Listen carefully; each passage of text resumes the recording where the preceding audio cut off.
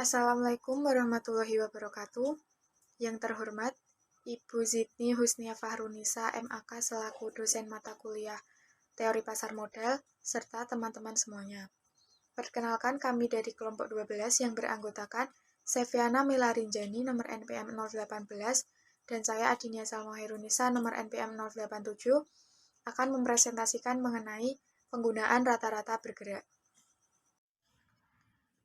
Salah satu alat yang sering dipakai para analisis teknikal adalah rata-rata bergerak. Suatu rata-rata adalah penjumlahan angka-angka kejadian dibagi dengan jumlah kejadian tersebut.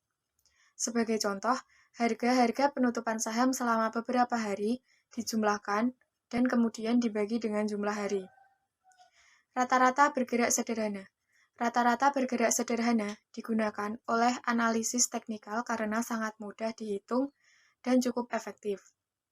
Rata-rata bergerak sederhana dihitung dengan menjumlahkan harga-harga suatu saham, biasanya harga penutupan, selama beberapa periode, kemudian dibagi dengan jumlah periode tersebut.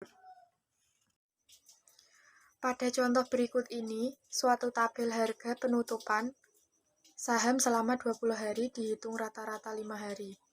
Untuk memperoleh rata-rata 5 hari dapat dihitung dengan menjumlahkan harga, dimulai dari tanggal 1 kemudian ditambah sampai tanggal 5. Lalu dibagi dengan jumlah hari dan menghasilkan rata-rata tertimbang 5 hari sebesar 4.450. Gambar 10.1 menunjukkan rata-rata bergerak sederhana 5 hari diplot dengan grafik bar. Perhatikan grafik rata-rata bergerak sederhana tersebut dimulai dari titik hari kelima.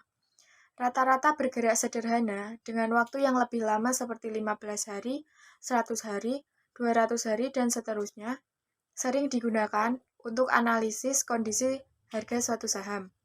Kritik utama pada tipe ini adalah bahwa bobot untuk setiap periode harga sama besarnya, sedangkan tipe tertimbang dan eksponensial bobotnya tidak sama. Rata-rata bergerak tertimbang. Metode ini memberikan setiap periode harga dengan bobot yang didasarkan pada umumnya. Periode harga tertua diberikan dengan bobot 1. Periode harga berikutnya diberi bobot 2. Lalu berikutnya diberi bobot 3, begitupun seterusnya. Jadi, bobot meningkat 1 setiap periodenya. Setiap periode harga dikalikan dengan bobotnya. Hasil perkalian tersebut dijumlah, kemudian jumlah tersebut dibagi dengan jumlah bobot seluruhnya.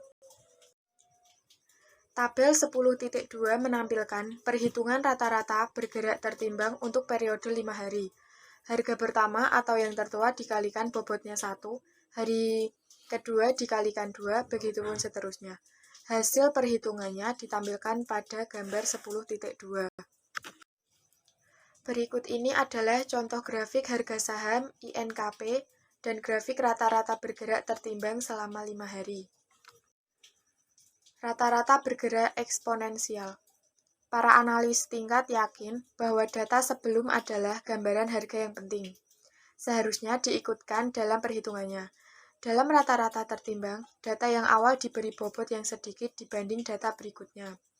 Oleh karenanya, para analis tingkat lebih senang menggunakan eksponensial untuk mendapatkan hasil yang lebih baik. Perhitungan eksponen agak kompleks. Untuk itu, pemakaian komputer akan menghasilkan keluaran terbaik. Namun begitu, berikut ini akan diberi contoh perhitungannya. Eksponen dihitung dari perhitungan angka 2 dibagi dengan jumlah periode waktu. Sebagai contoh, untuk 5 hari maka eksponennya adalah 2 dibagi 5 sama dengan 0,4. 10 hari eksponennya 2 dibagi 10 sama dengan 0,2. Begitupun seterusnya. Tabel 10.3 menampilkan perhitungan rata-rata bergerak eksponensial 5 hari harga penutupan kemudian dibuat grafiknya pada gambar 10.3. Rata-rata bergerak berganda. Rata-rata bergerak dengan lama waktu yang berbeda sering digunakan bersama-sama di dalam menentukan kecenderungan. Tujuan penggunaan rata-rata bergerak lebih dari satu adalah untuk menghaluskan perdagangan. Pada saat dua rata-rata bergerak digunakan, sinyal pembalikan diberikan saat rata-rata bergerak jangka yang lebih pendek memotong rata-rata bergerak yang waktunya lebih panjang dari bawah ke atas. Sedangkan sinyal menjual terjadi pada saat rata-rata bergerak yang lebih pendek jangka waktunya memotong rata-rata bergerak yang lebih panjang waktunya dari atas ke bawah. 3 rata-rata bergerak juga dapat digunakan di dalam periode berseberangan triple. Kombinasi rata-rata bergerak yang sering digunakan untuk menganalisis harga saham adalah rata-rata bergerak 5 hari, 15 hari, dan 30 hari. Sinyal membeli dihasilkan pada saat rata-rata bergerak 5 hari dan 15 hari berpotongan di bawah rata-rata bergerak 30 hari. Sedangkan sinyal menjual dihasilkan pada saat keduanya berpotongan di atas rata-rata bergerak 30 hari. Gambar 10.4 memperlihatkan rata-rata bergerak 5 hari dan 20 hari dengan kombinasi sinyal yang diberikan. Perhatikan bahwa rata-rata bergerak 5 hari atau waktu lebih pendek lebih sangat sensitif terhadap perubahan kecenderungan dibandingkan dengan rata-rata bergerak 20 hari. Saya, Safiana Melarinjani, NPM 018, akan menjelaskan materi selanjutnya, yaitu analisis kekuatan relatif. Analisis kekuatan relatif secara sederhana membandingkan kinerja suatu saham dengan kinerja kelompok industrinya. Tujuannya adalah untuk menentukan kecepatan gerakan harga saham naik atau turun dengan gerakan kelompok industrinya. Dengan kata lain, kinerja saham tersebut jika dibandingkan dengan kelompok industrinya lebih baik atau lebih buruk. Analisis tersebut juga dapat digunakan untuk membandingkan kinerja kelompok industri dengan keseluruhan pasar atau dua saham, dua kelompok industri, dan sebagainya. Kelompok industri dengan indeks pasar.